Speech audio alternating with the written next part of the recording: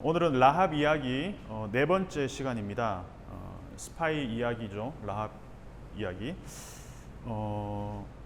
오늘의 소제목은 협상으로 지어봤습니다. 12절부터 14절까지 라합과 이 두 정탐꾼 사이에 오가는 대화의 핵심 키워드는 인자와 성실로 번역된 헤세드와 에메트입니다. 라합의 대사에서도 이 인자와 성실이 나오고 이 두 정탐꾼의 대화에서도 인자와 성실이 나옵니다. 인자와 성실로 번역된 이 헤세드, 에메트는 구약 전체를 관통하는 단어의 쌍입니다. 월드 페어죠. 시편에서도 인자와 성실 이 두 표현은 굉장히 많이 자주 이렇게 쌍으로 등장을 하고 있습니다. 제가 이 인자와 성실을 어떻게 설명을 해볼까 고민을 했는데 이게 참 쉽지가 않아요. 우리말로 인자 그러면 뭔가 좀 이렇게 성품이 되게 좀 좋고 화도 내지 않는 그런 인자함, 이렇게 해서 좀 우리가 생각을 할 수도 있고, 성실 그러면 근면하게 뭔가를 이렇게 꾸준하게 하는 걸 성실로 생각할 수 있는데, 성경이 말하는 헤세드, 인자와 에메트, 이 성실은 조금 그 결이 다르다고 볼 수 있습니다. 간단하게 말하면 이런 거죠. 인자함이란 것은 하나님의 인자하심 하면 굳이 내가 그렇게 하지 않아도 되지만 긍휼을 베푸는 그 행위를 인자라고 표현할 수 있습니다. 그리고 성실이라는 것은 그 인자함이 어떤 상황에 따라서, 기분에 따라서 요동하는 것이 아닌 firm한 상태, 그 헤세드가 끝까지 유지되는 것, 그것이 바로 성실이라는 것이죠. 먼저 라합이 12절에서 하는 말에서 헤세드와 에메트가 등장합니다. 근데 이걸 한국어 번역본에서는 발견할 수가 없어요. 그래서 히브리 원어를 제가 직역을 해보면, 자, 지금 라합이 이 지붕에 숨겨두었던 두 정탐꾼에게 하는 얘기입니다. 너희가 지금 나에게 여호와를 통해서 맹세하라. 여호와로 맹세하게 하라. 왜냐하면 내가 너희에게 헤세드, 이 인자, 긍휼을 행했기 때문이다. 이것을 선대했다라고 표현하고 있습니다. 그러니 너희도 또한 내 아버지 집과 함께 긍휼을 행할 것이다. 그에 대한 진실한 증표, 진실한 표를 너희가 나에게 줄 것이다. 이 조금 난해하죠. 여기서 진실한 표라고 하는 것이 바로 에메트가 쓰였습니다. 한마디로 이런 겁니다. 내가 너희를 숨겨줬잖아. 내가 너희를 이 내 집에 숨겨줬기 때문에 이 자체가 헤세드를 행한 것이다. 그렇기 때문에 너희도 내 아버지 집에 이 헤세드를 행해라, 베풀어라. 이 협상이라는 것이죠. 내가 너희를 잘 대해줬으니 너희도 나에게 그에 상응하는 대가를 치러줘라. 이 얘기를 하고 있는 것입니다. 자, 여기서 라합은 정탐꾼을 긍휼과 진실로 대했습니다. 이 행위는 앞에서 10절에서 나온 아모리 왕들의 행위와 완전히 대조가 된다는 것입니다. 앞에서도 이제 라합과 이 정탐꾼들의 대화를 통해서 우리가 볼 수 있었던 건 뭐냐 하면, 이스라엘 민족이 출애굽해서 가나안으로 향할 때 앞길을 막았었던 그 요단 동쪽의 아모리 왕들은 전부 죽임을 당했다는 거예요. 그 전에 이미 출애굽할 당시에 이스라엘을 보낸 다음에 뒤쫓아갔던 애국 군사들도 전부의 홍해에 빠져 죽었습니다. 이유는 한 가지입니다. 하나님과 함께 행진하는 이스라엘 백성들을 막아섰기 때문입니다. 그래서 라합은 이 소식들을 들으면서 하나의 패턴을 발견했습니다. 어떤 패턴이냐? 하나님이 함께 하시는 사람들의 길을 막았으면 죽는구나.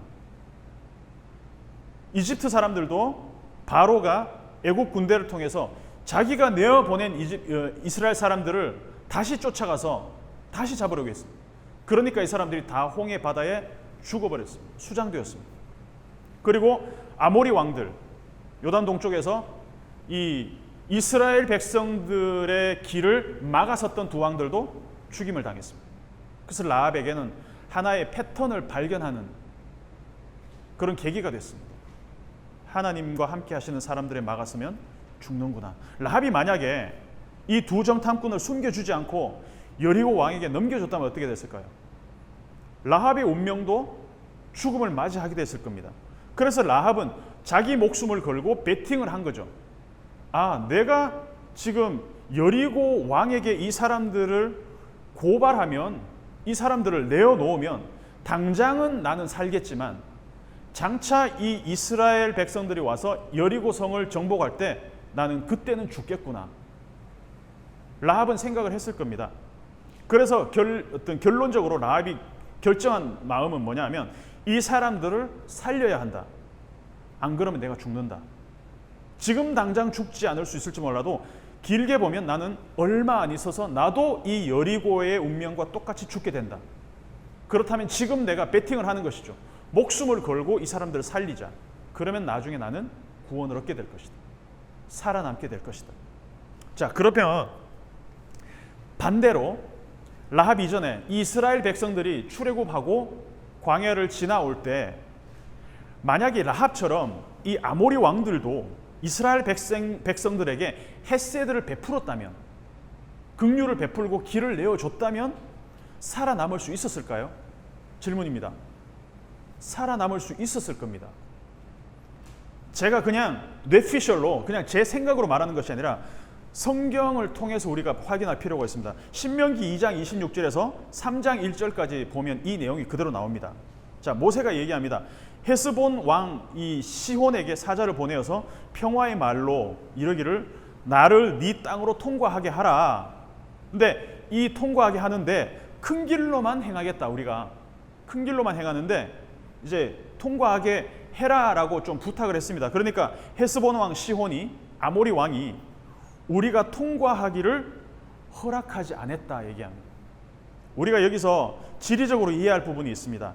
이스라엘 백성들이 출애굽해서 유대 광야를 지나서 가나안 지역으로 가는 길에 큰 길이 있습니다. 이것을 왕의 대로라고 얘기합니다. 왕의 대로. 근데 이 길을 지날 수 있는 통행 허가를 모세가 요구했는데 아모리 왕들이 이걸 다 거부했다는 거예요. 우리로 말하면 서울에서 부산까지 경부고속도로, 뭐 중부내륙도로 이런 그 고속도로가 있는데 이 고속도로를 다 막아버린 겁니다. 그러니까 어떻게 가야 됩니까?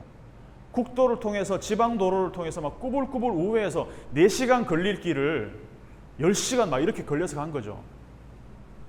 그러니까 만약에 이 시혼 왕, 이 아모리 왕들이 이 대로를 내어줬다면 이 사람들은 죽임을 당하지 않았을 거라는 얘기죠. 또 마찬가지로 바로가 모세를 끝까지 무사히 보내줬더라면 애국 군대가 홍해에 수장되는 일도 없었을 것입니다.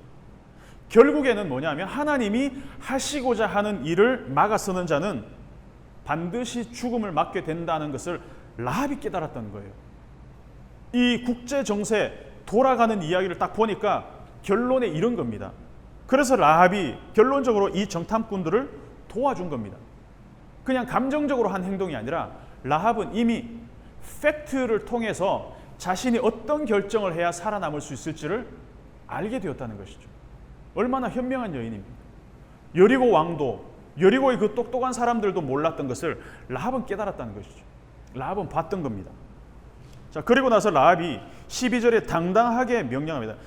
그러므로 내가 청하노니 이렇게 나오지만 사실은 여기 쓰이는 모든 표현들은 명령형입니다. 9절에서 11절까지와 달리 라합이 12절에서 쓰는 동사가 전부 명령이라는 얘기예요. 자, 2장에서 라합은 여리고 사람들에게 그리고 여호수아가 보낸 정탐꾼들에게 명령을 내리고 있습니다. 쭉 봐왔죠. 2장에 보면 라합이 여리고 사람들한테 지금 쫓아가라. 그러면 잡을 수 있을 거야. 그리고 지금 두 정탐꾼에게는 자, 내가 청하노니 내게 정표를 내라. 목숨을 살려내라. 라합이 지금 모두에게 좀 명령형으로 쓰고 있어요. 대단합니다. 두 정탐꾼은 라합의 한마디에 죽을 수도 있고 살 수도 있습니다. 그래서 이 협상에서 라합의 협상에서 우위를 점한 쪽은 두 정탐꾼이 아니라 라합입니다. 라합의 한마디면 이 두 정탐꾼이 바로 들키고 목숨이 이제 위태할 수 있는 상황이기 때문에 그래서 라합은 조금 무리하다 싶은 요구를 지금 하고 있는 것입니다. 자, 12절을 보면 내가 너희를 선대하였은즉 헤세드를 베풀었은즉 너희도 나를 선대하라 하지 너희도 나를 선대하라라고 하지 않습니다. 내 아버지의 집을 선대하라 이렇게 요구하고 있습니다. 라합은 자신이 헤세드 이 인자함을 긍휼을 베푼 대가로 자신의 집 전체에 대한 구원을 요구하고 있습니다. 여기서 우리가 중요한 어떤 흐름을 발견해야 됩니다. 구약부터 신약에까지 성경의 이 구원은 한 개인의 구원에 초점이 맞춰져 있는 것이 아니라 한 운명 공동체, 한 가족, 공동체적 구원을 지향한다는 것이죠. 요셉이 애굽의 총리로 있을 때 양식을 얻으러 형들이 왔습니다. 그 형들에게 다시 가서 아버지 야곱을 모시고 오라고 합니다. 그리고 아버지와 형제들 전부를 애굽으로 초대를 합니다. 지파 전체, 12지파 전체가 12형제 전체가 약속의 땅으로 움직이는 것, 출애굽도 마찬가지죠. 요셉이 야곱을 뿐만 아니라 12형제를 다, 그러니까 자신 빼면 11형제겠죠. 11형제를 초대하는 것도 그렇고 이스라엘 민족 12지파 전체가 출애굽하는 것도 그렇고 그리고 이 출애굽할 때 양고기와 쓴 나물을 먹는데 개인별로 먹는 것이 아니라 한 가족별로 먹습니다. 함께 먹는 이 단위가 최소 단위가 가족이라는 거예요. 바울이 빌립보 감옥에서 간수에게 주 예수를 믿으라 그리하면 너와 네 집이 구원을 받으리라. 그러니까 성경은 처음부터 개인보다는 한 가족, 이 한 가족이 확대됨이 뭡니까? 12지파가 결국은 12형제잖아요. 그러니까 이스라엘 12지파라는 것은 뭐 몇백만 명의 이 어떤 민족을 이루었지만 결국은 한 가족이라는 거예요. 그 라합이 공격적으로 요구하는 나와 내 집을 구원하라, 내 아버지의 집을 구원하라. 이게 좀 무리수처럼 보이지만 어떻게 보면 하나님의 성품과 하나님에 대한 정확한 지식을 갖고 있기 때문에 이 요구를 할 수 있다는 거죠.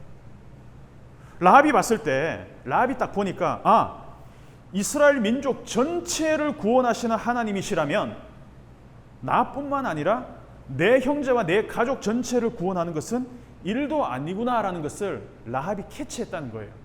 그래서 라합은 지금 무리한 요구처럼 보이지만 굉장히 합당한 요구를 하고 있는 겁니다. 내가 너희를 구했으니까 헤세드를 베풀었으니까 너희도 나뿐만 아니라 내 가족 전체, 내 아버지의 집 전체를 구원해내라. 헤세드를 베풀어 달라. 만약에 라합이 여리고의 왕이었다면 어떤 요구를 했을까요?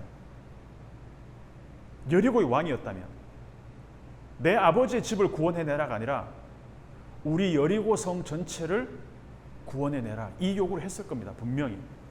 근데 라합이 할 수 있는 역량은 자기 가족 정도였습니다. 라합으로서는 가장 큰 범위를 지금 딜을 하고 있는 것입니다. 자, 13절을 한번 읽어보겠습니다. 그리고 나의 부모와 나의 남녀 형제와 그들에게 속한 모든 사람을 살려주어 우리 목숨을 죽음에서 건져내라. 이것도 명령형입니다. 한국말은 이제 한글 번역은 나의 부모, 나의 남녀 형제 이렇게 나왔지만 히브리 원어는 내 아버지를 보존해 달라. 내 어머니를, 내 형제를, 내 자매를 그리고 그들에게 속한 모든 사람들 전부 다 나의 한 명 한 명씩 아버지, 어머니, 형제, 자매 다 나의라는 소유격을 붙이고 있습니다. 그리고 나서 나중에는 내 목숨이 아니라 우리의 목숨을 건져내라 이렇게 얘기하고 있습니다. 우리의 목숨, 그 우리의 네페시를 죽음으로부터 너희가 구원해 달라. 왜 라합은 일일이 우리 가족 전체를 이렇게 얘기하지 않고 내 아버지를, 내 어머니를, 내 자매를, 내 형제 이렇게 얘기할까요? 혹시라도 이 사람들이 나와 속한 가족을 한 사람이라도 빠뜨릴까 봐 일일이 다 지금 확인시키고 있는 작업입니다. 한 사람도 빠짐없이 이 엄청난 재단에서 살아남을 수 있기를 간절히 바라고 있다는 것입니다. 그냥 우리 가족이라고 말하는 것보다 우리 아빠도 우리 엄마도 이 하나씩 열거하는 그 마음에 반드시 당신들이 이 사람들을 다 기억해 주십시오라는 간절한 마음이 들어있다는 것입니다. 그러니까 라합은 정탐꾼들이 혹시나 여리고를 정복할 때 나와 관련된 한 사람이라도 죽이게 될까 봐 일일이 지금 상기하고 있는 거라는 것이죠. 그리고 라합의 목숨이라는 단어 앞에 그들 모두를 총칭해서 우리의 목숨이라고 표현하고 있습니다. 자, 이제 라합은 자신의 목숨과 자신에게 속한 사람들의 운명을 하나로 묶어 놓습니다. 앞에서 라합이 말한 우리는 누구였습니까? 앞절에서 너희가 이렇게 진격 올 때에 우리가 다 간담이 녹았다. 우리가 두려워했다. 그때 우리는 누구였습니까? 여리고에 사는 주민들 총체적인 그 주민들이었습니다. 그때 우리는 두려움을 겪는, 간담이 녹아내리는 그 경험을 하는 그 두려움의 공동체였어요. 근데 지금 우리라고 얘기하는 우리는 누굽니까? 너희로부터 이 여리고가 멸망될 때 우리를 구원할 구원의 공동체로 지금 바뀌어져 있다는 거예요. 11절까지 우리는 이스라엘 백성들과 여호와의 소식에 두려워하던 사람들이었지만 12절에 우리는 라합으로 인해서 구원의 범위에 들어갈 사람이라는 것입니다. 그래서 조금씩 우리의 범위가 여리고 사람들과 하나의 운명 공동체였던 것이 조금씩 교집합이 생기면서 누구에게로 옮겨가고 있냐? 이스라엘 사람들과 하나의 묶음으로 지금 우리가 바뀌어 가고 있다는 것이죠. 이 표현들을 우리가 잘 볼 필요가 있습니다. 그리고 나중에 여리고가 멸망했을 때 라합의 우리는 이스라엘과 한 운명 공동체가 되어 있었다는 것입니다. 더 나아가서는 라합이 누굽니까? 예수님의 족보에 올라간 여인 아니겠습니까? 이 정체성의 변화, 조금씩 변해가는, 여기서는 라합의 그 용기로 인해서 한 사람의 정체성이 변하니까 그 한 가족의 정체성이 변화되는 그러한 모습을 우리가 발견할 수가 있다는 것입니다. 여기서 라합이 13절에서 죽음에서 건져내라 라고 하는 표현을 한번 봤으면 좋겠습니다. 라합은 지금 죽음을 미리 보고 있습니다. 지금 현재는 살아있지만 장차 우리에게 드리워질 그 죽음의 그림자를 라합이 지금 미리 보고 있기 때문에 죽음에서 건져내라 라는 표현을 하고 있다는 것이죠. 라합은 이 전쟁에서 여리고를 정복할 때, 이스라엘이 여리고를 정복하면 여리고가 이길 확률은 없다라는 것을 이미 알고 있습니다. 여호와라는 신은 상천하지, 땅에서도 하늘에서도 하나님이라는 것을 고백했기 때문에 이 여호와라는 신이 함께하는 백성이 움직이기 시작하면 그 길을 막는 어떤 누구도 살아남을 수 없다라는 것을 알기 때문에 한번 그들이 진격해오면 거기에는 죽든가 아니면 구원받든가 둘 중에 하나라는 것을 라합이 알았다는 것이죠. 라합은 여호와 하나님이라는 분에 대한 확신이 있었을 것입니다. 이제는. 그래서 이스라엘 백성 전체를 다 끌고 애굽에서 나와서 광야를 지나 요단 동쪽까지 이르게 하신 그 하나님이라면, 그 여호와라는 신이라면 내가 속한 사람들 전부를 구원해 줄 수도 있을 거라는 확신이 있었을 것입니다. 그래서 죽음에서 구해내라, 내 아버지의 집에 선대하라, 이런 지금 명령을 하고 있다는 것입니다. 이것이 무리가 아니라는 것을 알았던 것이죠. 지금 라합은 조금씩 하나님을 아는 지식의 범위가 넓어지고 있고, 넓어지는 만큼 자신이 당당하게 요구하는 범위도 더 넓어지고 있습니다. 이게 굉장히 중요한 포인트입니다. 우리는 어떻습니까? 대체로 우리는 어떻습니까? 하나님을 아는 만큼, 하나님의 능력과 그 하나님의 권능을 우리가 아는 만큼 당당하게 기도하면서 요구하는 범위가 넓어지고 있는지, 아니면 하나님은 충분히 하실 수 있는데 내가 스스로 그 범위를 축소해버리진 않는지. 라합은 자신이 아는 하나님의 그 권능과 그 범위, 하나님의 그 어떤 할 수 있는 하나님의 그 능력을 최대치로 활용하고 있다는 것이죠. 우리의 부모가 만약에 대기업의 CEO나 어떤 자산가라고 한다면, 돈에 있어서는 아무런 문제가 없는 부모라고 한다면 자식은 어떤 요구를 할 수 있습니까? 내가 원하는 모든 것들을 요구할 수 있을 겁니다. 어떤 것을 요구해도 부모들은 다 들어와, 받아줄게, 해줄게, 언제든지 그 요구들을 들어줄 준비가 되어 있습니다. 그런데 오히려 자식들이 요구하지 않아요. 그 범위를 축소해버립니다. 그럼 부모 입장에서 얼마나 답답하겠습니까? 어쩌면 우리가 그럴지도 모른다는 것이죠. 근데 라합은 지금 하나님이 100의 능력을 갖고 있다면 그 100 모두를 지금 활용하고 있다는 것이죠. 누군지, 하나님이 어떤 분인지에 대한 정확한 지식을 자신의 어떤 삶의 자리에서 지금 실현시키고 있다는 것입니다. 이게 놀라운 믿음 아니겠습니까? 아무리 봐도 라합은 성경 전체의 인물들 중에서 가장 뛰어난 믿음의 소유자라고 볼 수 있을 것 같아요. 그러니까 마태복음에도 이름이 올라가지 않겠습니까? 자, 하나님은 약속의 백성들에게 자신의 성품을 알려주십니다. 모세에게 나타나신 하나님이 자기를 뭐라고 소개하시냐면, 나는 하나님인데 자비롭고 은혜롭고 노하기를 더디하고 인자와 진실이 많은 하나님이다. 헤세드와 에메트의 하나님으로 자기를 소개했어요, 모세에게. 그런데 라합은 모세처럼 하나님의 계시를 받은 적도 없습니다. 그냥 저 요단강 건너편 어디선가 지금 이집트에서 나와서 징겨하고 있는 이스라엘에게 소문을 들었을 뿐입니다. 약속 바깥에 있는 이방 여인입니다. 단지 소문을 통해서 어렴풋이 여호와 하나님의 존재를 알게 되었습니다. 그런데 놀랍게도 이 이방 여인의 입에서 헤세드와 에메트, 인자와 성실의 성품이 선포되고 있다. 이게 얼마나 놀라운 일인지 모릅니다.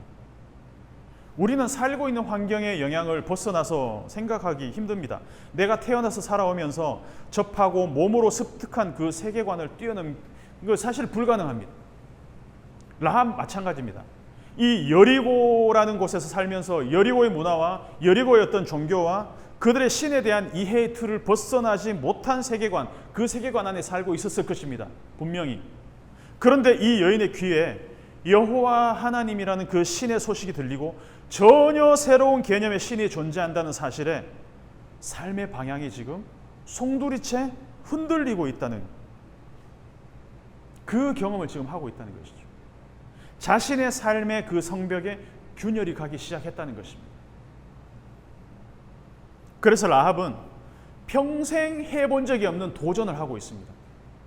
어쩌면 내가 살고 있는 환경은 지금 무너지게 생겼는데 전쟁이 나서 내 터와 내가 지키고 살던 안전한 성은 무너지게 생겼는데 오히려 그 위기가 라합에는 지금 엄청난 기회로 다가오고 있다는 것입니다. 그리고 라합은 그것을 캐치하고 그것을 지금 잡으려고 하고 있는 순간에 와 있다는 것입니다. 내가 살고 있던 이 여리고 땅의 주인이 바뀌려고 하고 있다. 이제 이 여리고 사람들이 살아가는 방식, 성을 쌓고 성문을 매일 다듬으로 안전을 지켜오던 그 시스템이 무너질 것 같은 시점에 와 있다.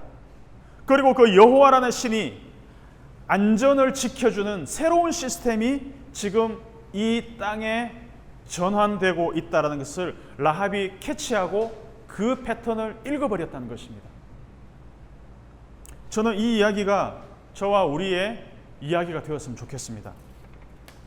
우리의 삶에 균열을 내고 전혀 새로운 시스템으로 내가 내 안전을 추구하고 내 안전을 위해서 끊임없이 애쓰고 종신토록 노력하는 삶에서 벗어나서 하나님이 우리의 삶을 책임지시고 헤세드를 베푸시고 내가 내 성문을 쌓고 내 성문을 닫는 삶이 아니라 하나님이 열고 닫으시는 그 삶으로 전환되는 그 시스템을 우리가 받아들이는 용기가 있었으면 좋겠습니다.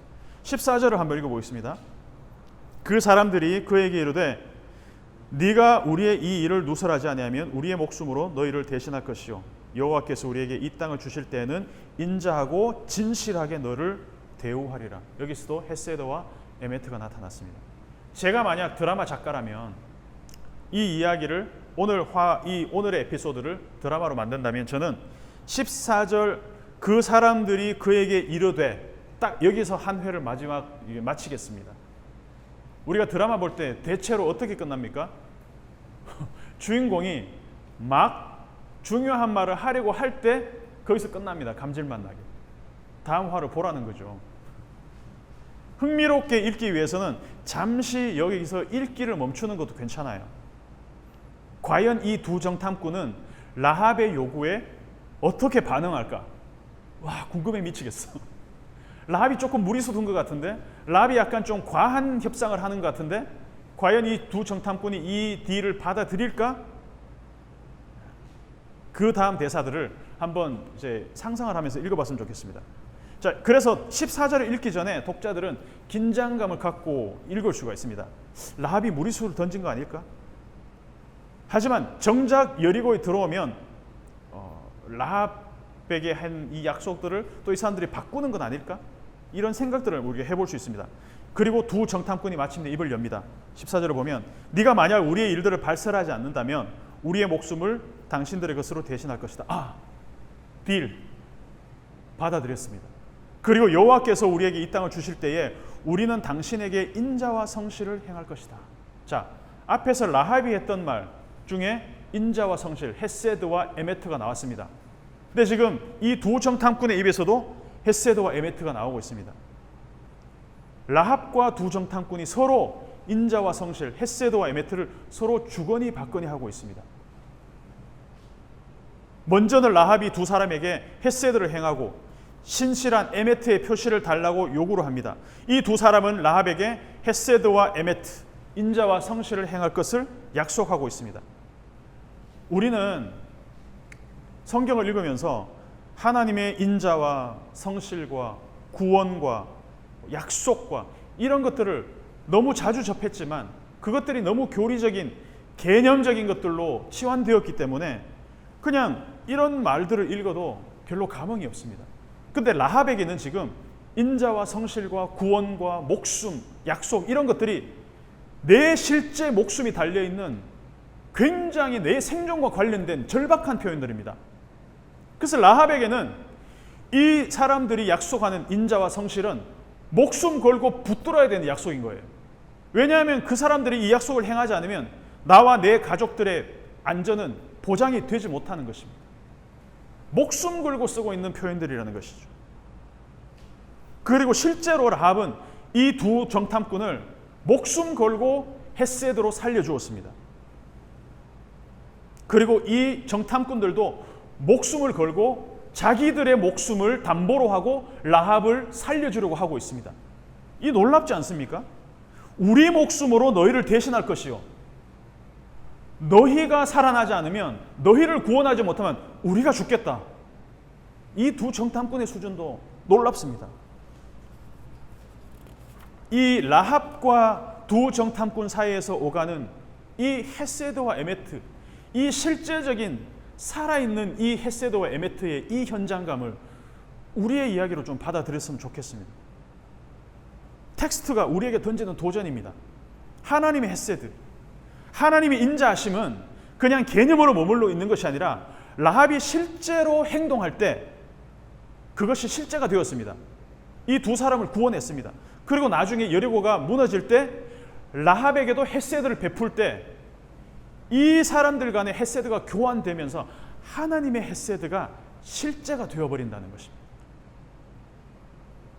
하나님이 우리를 불쌍히 여기시는 그 헤세드를 보여주셨다면 라합이 두 정탐꾼에게 보여준 긍휼의 행동처럼 우리도 우리의 일상에서 우리의 헤세드가 필요한 이들에게 헤세드의 행동을 할 때 하나님의 헤세드를 받은 사람이라는 증거가 된다는 것입니다. 이 월딩이 일치하는 것이 보여지고 있지 않습니까? 자, 텍스트를 보는 입장에서, 텍스트를 해석하는 입장에서 저는 굉장한 쾌감을 느낍니다. 두 정탐꾼이라고 생각해 보십시오. 저와 여러분이. 그러면 라합이라는 이방 여인의 입에서 이 헤세드, 에메트, 인자, 성실 이런 말들이 나올 때 얼마나 놀랐겠습니까? 이 이방 여인이 지금 무슨 말인지 알고 이 이야기를 우리에게 지금 던지고 있을까?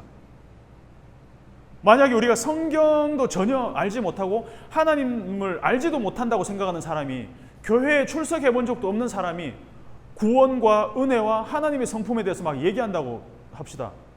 얼마나 놀라겠습니까? 지금 이런 상황입니다. 두 정탐꾼이 보기에는 라합은 이방 여인이에요. 언어도 다르고 종교도 달라요.